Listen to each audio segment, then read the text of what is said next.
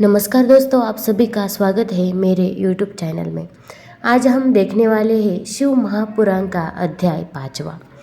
बिंदु का पिशाच योनि से उद्धार व दिव्य देह धारण कर शिवगान करते हुए शिवपुरी में पार्षद बना। सूत जी बोले, शौनक, एक दिन चंचुला आनंद में मग्न उमा देवी के पास गई और दोनों हाथ जोड़कर उनकी स्तुति करने लगी। चंचुला बोली, हे गिरिराज नंदिनी स्कंद माता उमा, आप सभी मनुष्यों एवं देवताओं द्वारा उच्च तथा समस्त सुखों को देने वाली है।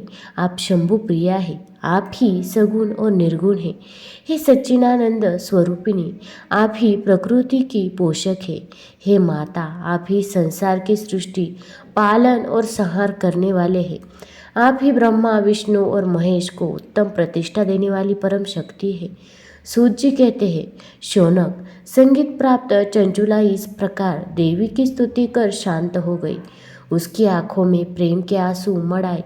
तब शंकर प्रिया भक्त वत्सला उमा देवी ने बड़े प्रेम से चंचुला को चुप कराते हुए कहा, सखी चंचुला, मैं तुम्हारे स्तुति से प्रसन्न हूँ। बोलो, क्या वर मांगती हो? चंचुला बोली, हे गिरिराज कुमारी, मेरे पति बिंदु इस समय कहाँ है? उनकी कैसी गति हुई है, मुझे बताइए और कुछ ऐसा उपाय कीजिए ताकि हम फिर से मिल सके। हे महादेवी, मेरे पति एक शुद्ध जाति वैश्या के प्रति आसक्त थे और पाप में ही डूबे रहते थे। गिरिजा बोली, बेटी, तुम्हारी पति बिंदु बड़ा पापी था। उसका अंत बड़ा भयानक हुआ।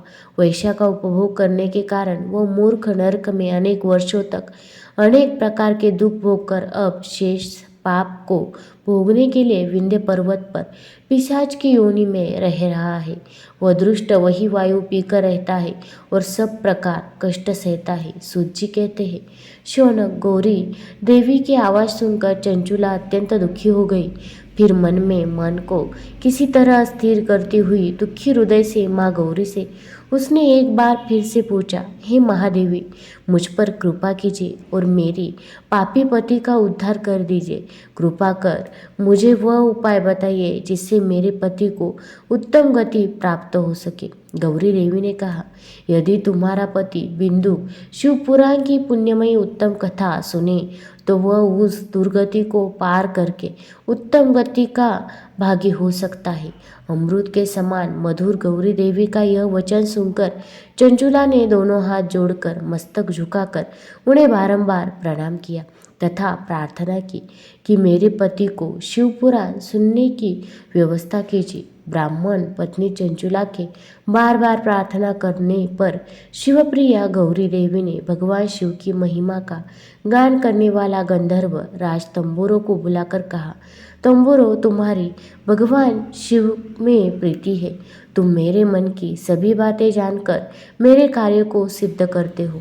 तुम मेरे इस सखी के साथ विंध्य पर जाओ। वहाँ एक महाघोर और भयंकर पिशाच रहता है।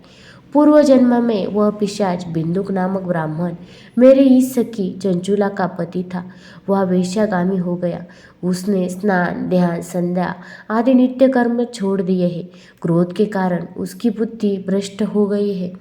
दुर्जनों से उनकी मित्रता तथा सज्जनों से द्वेष बढ़ गया था। वह अस्त्र शस्त्र से हिंसा करता, लोगों को सताता और उनके घरों में आग लगा देता था। चांदलों से दोस्ती करता, वह रोज वेश्या के पास जाता था। पत्नी को त्याग कर दुष्ट लोगों से दोस्ती कर उन्हीं के संपर्क में रहता था। वह मृत्यु तक दुराचार में फंसा रहा। मृत्यु के बाद उसे पापियों के भोग स्थान यमपुर ले जाया गया। वह घोर नरकों को सहकर इस समय वह विंध्य पर्वत पर पेश आज बनकर रह रहा है और पापों का फल भोग रहा है। तुम उसके सामने परम पुण्यमयी पापों का नाश करने वाले शिवपुराण की दिव्य कथा का प्रवचन करो।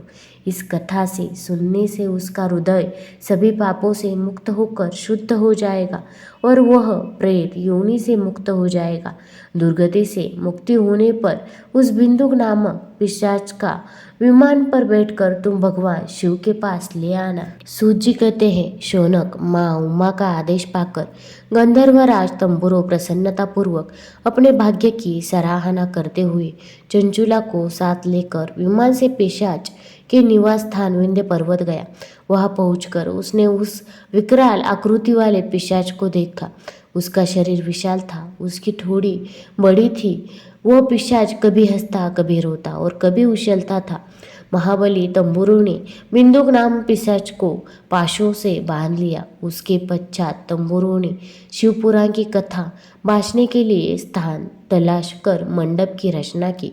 शीघ्र ही इस बात का पता लोगों को चल गया कि एक पिशाच के उद्धार हेतु देवी पार्वती की आज्ञा से तंबुरों शिवपुराण की अमृत कथा सुनाने विंध्य पर्वत पर आया है। उस कथा को सुनने के लोग से बहुत देवर्षि वहां पहुंच गए। सभी को आदरपूर्वक स्थान दिया गया। पिशाच बंदूक को पाशों में बांधकर आसन पर बिठाया गया और तब तंबुरों ने परम शिव पुराण की अमृत कथा का गान शुरू किया। उसने पहली विदेश्वर संहिता से लेकर 7वीं वायु संहिता तक शिवपुराण की कथा का स्पष्ट वर्णन किया। सातों संहिताओं सहित शिवपुराण को सुनकर सभी श्रोता क्रुतार्थ हो गए। परम पुण्यमयी शिवपुराण को सुनकर पिशाच आज सभी पापों से मुक्त हो गया और उसने पिशाच शरीर का त्याग कर दिया। शीघ्र ही उसका रूप दिव्य हो गया। उसका शरीर गौर वर्ण का हो गया। शरीर पर श्वेत वस्त्र एवं पुरुषों के आभूषण आ गए। इस प्रकार दिव्य देहधारी होकर बिंदुक अपनी पत्नी चंचुला के साथ स्वयं भी भगवान शिव का गुणगान करने लगा। इसे उस दिव्य रूप में देखकर सभी को बहुत आश्चर्य हुआ। उसका मन परम आनंद से परिपूर्ण हो गया। सभी भगवान महेश्वर के अद्भुत चरित्र को सुनकर कृतार्थ हो उनका यशोगान करते हुए अपने अपने धाम को चले गए। बिंदुक अपनी पत्नी चंचुला के साथ विमान में बैठकर शिवपुरी को ओर चल दिया।